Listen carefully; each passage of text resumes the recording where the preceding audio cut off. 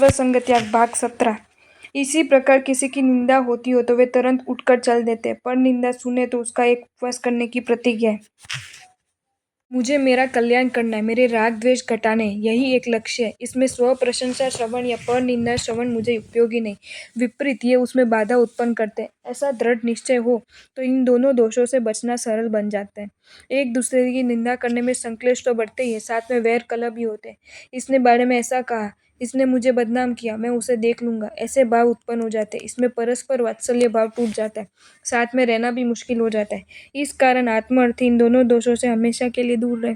सकल विश्वने कामणगाड़ी निसंगता निर्धारे, स्वप्ने पण तृण मात्र परिग्रह करता बहु भाई धाड़े। धन्य थे जादू टोना के द्वारा दूसरों को वश करने वाले आज भी है, लेकिन ये सावध्य प्रवृत्ति है, किसी को छलने की प्रवृत्ति है। जिस पर जादू टोना करते वह बेचारा खींचा चला जाता है, लेकिन ये आकर्षण वास्तविक नहीं कामनजन्य है। इसलिए जब उसका प्रभाव खत्म हो जाता है उस व्यक्ति को गलती करने का एहसास होता है। ऐसे जादू टोने सीखने के लिए अनेक सावध्य कार्य करने पड़ते हैं। इसमें स्व अथवा पर का कोई हित नहीं। साधु को अगर संपूर्ण विश्व पर जादू टोना करना हो, अपनी ओर आकर्षित करना हो, तो मात्र निसंगता का आत्मसात करनी होती है। ये गुण ऐसा है कि जो है स्वयं का तो हित करता है, ये दूसरे सैकड़ों हजारों लोग उस गुण के प्रताप से सच्चे अर्थ में आकर्षित होते हैं। इसके द्वारा सम्यक दर्शन आदि प्राप्त होता है, ऐसे दूसरों को भी हित होता है। ये निसंगता मात्र बाह्य दिखाव तक नहीं करनी, लेकिन अंतर के शुभ भाव सहित करनी है। साधु को इस निसंगता का ऐसा स्वभाव बन चुका हो कि स्वप्न में भी वह मन से भी एक तिनके का परिग्रह भी करने वाला ना हो।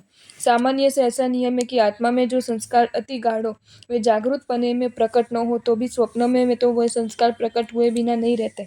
ये शुभ अशुभ दोनों प्रकार के होते हैं।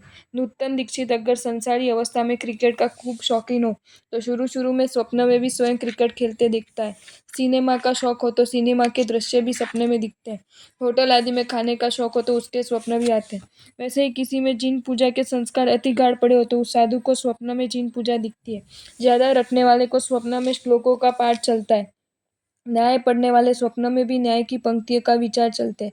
बहनों का स्पर्श नहीं करना, ऐसे गाढ़ संस्कार पड़े हुए हो तो स्वप्न में कोई विजातीय दिखे और उसमें स्वयं भी साथ हो तो स्वप्न में भी मुझे विजातीय का स्पर्श नहीं करना, ऐसे विचार निरंतर चलते रहते हैं। अंतर मन में जो संस्कार ज्यादा गाढ़ बने हुए हो, ज्यादा शक्तिशाली, वो अपना असर दिखाती है। वैसे संस्कार तैयार होते हैं। मुख्यतः से जागृत अवस्था में जो संस्कार दृढ़ हो वे स्वप्न में भी असर दिखाते हैं। मुनि को जागृत दशा में ऐसा भाव जगाना चाहिए कि मात्र रत्नत्रयी मेरी है, दूसरी कोई भी वस्तु मेरी नहीं। संयम पालन के लिए जितनी वस्तु चाहिए उतनी लूंगा, उससे ज्यादा नहीं, और उन उपयोगी वस्तुओं में भी ममत्व नहीं रखूंगा। ऐसे संस्कार अगर दृढ़ किए हो, मुझे परिग्रह नहीं रखना है, कितनी भी अच्छी वस्तु क्यों ना हो, मुझे उसमें लोभ नहीं करना है, ऐसा निरंतर परिशीलन होता हो तो एक समय ऐसा आएगा कि स्वप्न में विहार करते दिखते हैं, अचानक कांटा लग जाता है।